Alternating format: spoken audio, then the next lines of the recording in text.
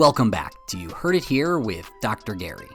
I'm Gary, one of the clinical audiologists and part of the ownership team here with Advanced Hearing Group in Scottsdale, Arizona. This is earwax removal vlog number 53. In today's episode, I'm going to remove the dry, flaky earwax from an impacted ear as well as from an ear that only needed a little bit of care. This patient has their earwax removed about once a year, given how much earwax they have. On this channel, we try to educate and entertain. Obviously, the entertainment comes from the earwax removals and watching me remove a whole ton of stuff from people's ears, and the education comes from the voiceover when I try to give you some facts and information about ears, hearing, health, balance. So today we're going to talk about hearing loss and how it doesn't occur just in a vacuum.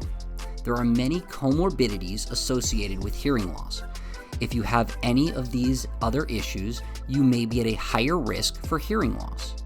For instance, high blood pressure, diabetes, hypertension, smoking, cancer, and of course cancer treatments with heavy metal toxicity drugs, kidney disease, heart disease, medication combinations, and many other factors are comorbidities associated with hearing loss.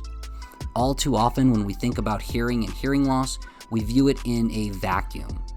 We think that, oh, it's just my ears, it can't be associated with anything else. I'm here to tell you that's just not true.